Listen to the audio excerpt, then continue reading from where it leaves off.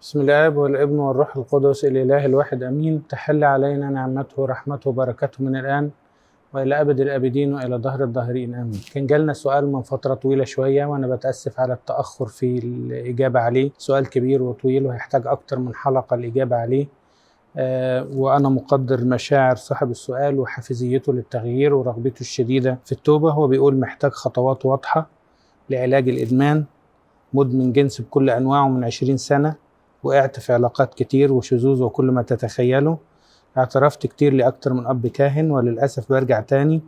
نفسي أفهم إيه اللي بيحصل في دماغي، ببقى عارف الغلط وبجري عليه. في البداية أنا عايز أعرف الإدمان عموما بشكل عام الأول، وبعد كده الإدمان الجنسي، الفرق بين الجنس الطبيعي وإدمان الجنس. في البداية لو حبينا نعرف الإدمان هو إيه، الإدمان هو سلوك ومرض أولي مزمن.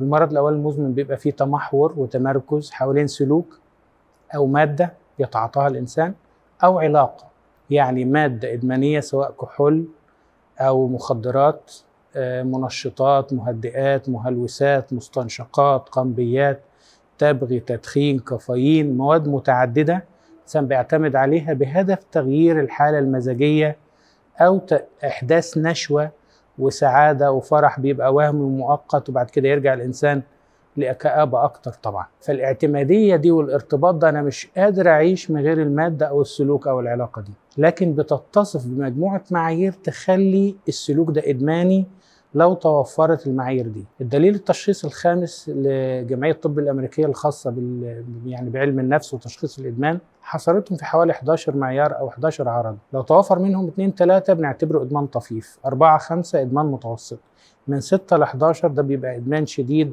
أو إدمان عالي، وأحيانا يحتاج إلى التأهيل في مراكز المنتصف، بيوت منتصف الطريق اللي بتسمى بالهاف واي، وممكن ياخد فترة تأهيل وإعداد للخروج للحياة وإعادة تأهيل واكتساب المهارات الاجتماعية. أنا بداية قبل ما أتكلم عن الإدمان الجنسي عايز صورة عامة بس عن هو إيه الإدمان أو إيه المعايير التشخيصية اللي بتحدد إن كان ده إدمان أو لا.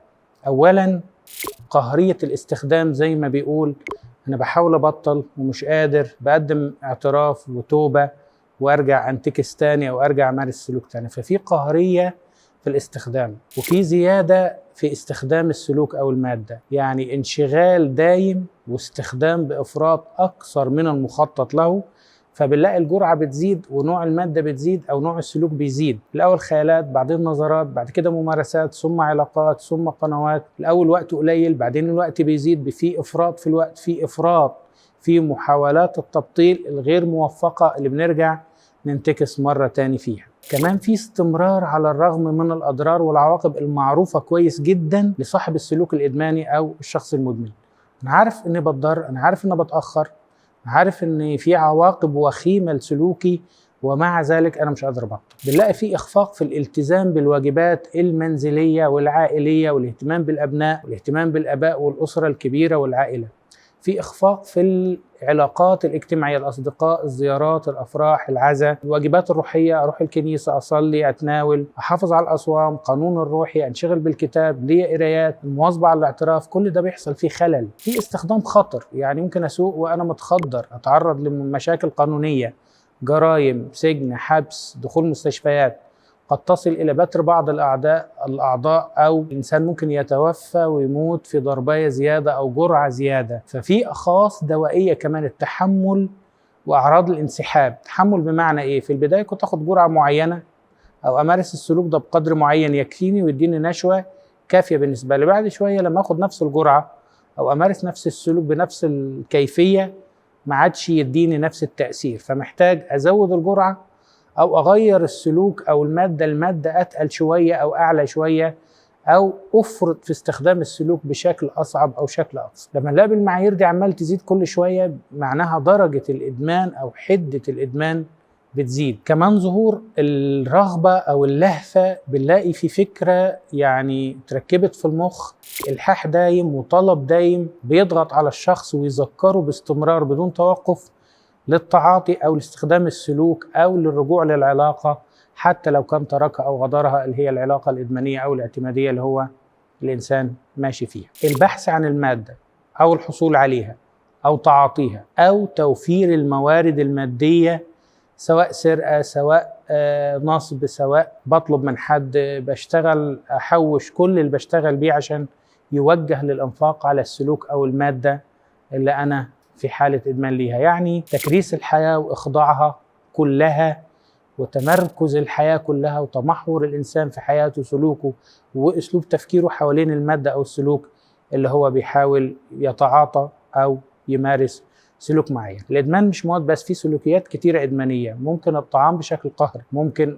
استخدام الألعاب الإلكترونية والإنترنت، إدمان المغامرة، موتوسيكلات، عربيات سواء خطرة، سرعات عالية، ألعاب شديدة الخطورة، ممكن ندمن النميمة نفسها وسيرة الناس ويبقى فيه نشوة ودماغ بتحصل نتيجة الجلسات اللي من هذا النوع. في إدمان الجنس، إدمان الكمالية، إن أكون كامل وأعمل أعمالي بشكل دقيق جدا وأرفع كفاءتي إلى أقصى مستوى وقد تكون معيقة. في إدمان عمل، بشتغل بشكل قهري ولا أستمتع بأي أجازة ومش عارف أخد أجازة أو أنتبه لأي شيء، بكيف الحياة وكل ظروفها حتى ظروفي الأسرية والعائلية على مصلحة شغلي، وزي إن أنا أشتغل أكتر وأكبر في الشغل، يبقى الشغل نوع من الهوس في الدماغ، ما بنام أصحى أتكلم أفكر في الشغل وبس، وكأنه امتلك كل حياتي وأنا عايش فقط لكي أعمل ولكي أنتج. ففي سلوكيات كتيرة بتتحول إلى إدمان. بالنسبة للإدمان الجنسي، في خبرات جنسية مبكرة بيتعرض لها الإنسان. الخبرات العادية اللي فيها نوع من الفضول والاستكشاف ممكن ما تتحولش لسلوك إدماني،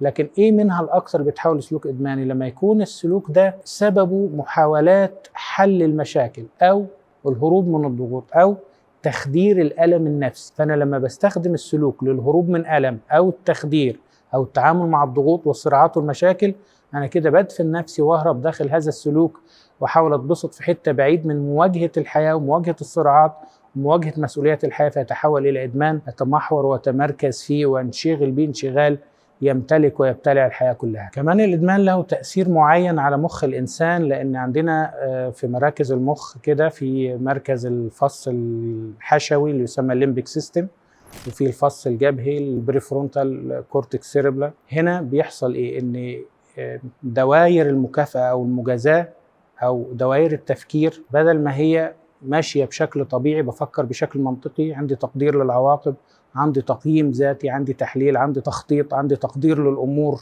وقياس وتقييم لحياتي والأمور اللي حواليا، عندي قدرة على مواجهة المشاكل وتحليلها ومعرفة الأسباب وحلها. كل المراكز التفكير دي بتعطل وبينشط فقط الفص الحشوي أو الليمبيك سيستم اللي هو بيدور على اللذة أو النشوة أو مصدر السعادة والفرح بتاعه اللي هو السلوك الإدماني. ففي تأثير عقلي. هل الإدمان خطية؟ الإدمان خطية، والإدمان مرض، والإدمان انحراف، وفي متركب من كل شيء. فأنا لما بحاول أعالج الإدمان بممارسة التوبة والحياة الروحية فقط بعالج أحد جوانب المرض اللي هو الجانب الروحي. طب الجانب النفسي، الجانب المهاري، الجانب الطبي، الجانب العضوي، الفكرة اللي بقت متكررة في المخ بشكل وسواسي وفكرة قهرية ومتكررة، هتعامل معاها ازاي؟ فعلاج الإدمان بياخد خط روحي، توبة واعتراف وتناول وتأمل وقراءة والتصاق بالله وطلب معونة إلهية. ده جزء أساسي في كل برامج التعافي، في خطوة اسمها الإيمان بالقوة الأعظم منا، الله كما تفهمه، وتسليم الإرادة لله، والاعتراف، والجرد الأخلاقي، والتواضع، بحث الحياة كلها، والتعويض، و12 خطوة عبارة عن 12 مبدأ روحي لعلاج السلوك الإدماني. ولكن إلى جانب العلاجات دي في علاج اجتماعي زي العلاج الجمعي أو المجموعات العلاجية أو اجتماعات الNA والتأمل، وفي زمالة مدمني الجنس المجهولين، في منها لايف في حجرات، وفي منها بالنت مع الحفاظ على المجهولية وسرية وخصوصية المخدوم أو العميل اللي بيتعامل مع الزمالة. كمان في كتب وأدبيات الزمالة، كتب للتعافي، الكتاب الأبيض والكتاب الأزرق وكتاب التأملات لليوم فقط، وفي مرشد لعمل الخطوات الاثني عشر، في كتاب للخطوات الاثني عشر، وفي أدبيات للتعافي من الإدمان الجنسي وكتب تصنيفية، وفي كتاب مشهورين زي باتريك كارينز الكتاب تريد أن تبرأ كمدمن متعافي ومعالج، في كتاب لشون راسل اللي هو كيف تقلع عن الإباحية الأبد، في كتاب كيفن سكينر، وفي كمية كبيرة جدا من كتب معالجين معظمهم بيعترفوا بيشاركوا أنهم متعافين سابقين وحاليا معالجين ومؤلفين في هذا المجال. زي ما بيقول شون راسل، يعني لازم تعرف لماذا أدمنت وما هو تأثير الإدمان على حياتك وعلاقاتك ودماغك، وكيف تقلع عن الإدمان، الطريقة والسكة والبرامج اللي انت هتمشي فيها عشان تقدر تتعافى من الإدمان. بالنسبة للنظرة أو فكرتنا عن الجنس، لازم نقدس هذه الصنعة الإلهية التي أوضعها الله في الإنسان. الجنس هو ابتكار إلهي وصناعة إلهية، خلقة إلهية، وديعة إلهية حطها ربنا في الإنسان، ولها أهداف مقدسة وشديدة القداسة. هدفها الاتحاد الزوجين مع بعض، هدفها التعاون والتكامل، هدفها إنشاء الألفة والحميمية والدفء والاعتمادية الصحية المتبادلة بين الزوجين والأسرة، هدفها النسل والإنجاب والانتماء، عشان الإنسان يبقى يطلع منتمي لأسرة، والأسرة العيلة، والعيلة المجتمع، فالإنسان ينتمي للإنسانية المنتمية لله أبو كل الخليقة، فيبقى بابا وماما، والله هو الأب الأعظم والأب المطلق للخليقة كلها. فالجنس مصمم بقدسية عالية، والقديس بولس الرسول قال عنه: ليكن الزواج مكرما عند كل أحد والمضجع غير نجس. فربنا قال في الكلام عن سر الزيجة: من البدء خلقهما الله ذكرا وأنثى، وقال: ما جمعه الله لا يفرقه إنسان. فربنا هو الثالث، والروح القدس هو الثالث اللي بيربط بين الشريكين في سر الزيجة. فالجنس استخدم فقط أو خلق فقط لاستخدامه داخل الزواج لإحداث التكامل والحميمية والألفة في حياة الزوجين، فلازم ننظر له بنظرة مقدسة، ندخر هذه الطاقة لغاية استخدامها حسب قصد الله وحسب مشيئته. إيه اللي بيحصل بقى في الإدمان؟ تعرض لخبرات مبكرة قبل الأوان من مصدر غير نقي، غير روحاني، غير صحي. مصدر ده قد يكون إعلام، تلفزيون، مسلسلات، أفلام إباحية، أي مصدر بيعرضها بشكل يركز على الإثارة واللذة الجسدية فقط، لكن الاحتياج الأساسي عند الإنسان هو الاحتياج إلى الحب والالتصاق. فلما يغيب الحب والالتصاق النقي ويتجنسن، يعني يعطى مع مسحة جنسية كده، يصبغ بصبغة جنسية، الإنسان يفتقر إلى مهارة أن يحب ويحب بشكل نقي، ويبتدي يجنسن الحب اللي هو بيحتاج إليه. لذلك حتى في الخيالات الجنسية الإنسان بيتخيل شريك جنسي، الشريك ده بيحط له صفات زي الحنان، الحب، الخضوع، التواضع، الذكاء، الاحترام، وفي الغالب بيتخيل الإنسان ده بيحبه، بيحترمه، بيقدره، بيخضع له، بيسمع كلامه. فهو مش بيتخيل ممارسة فيزيكال كده جسدية فقط، لكن بيتخيل إن هو في علاقة مع شخص.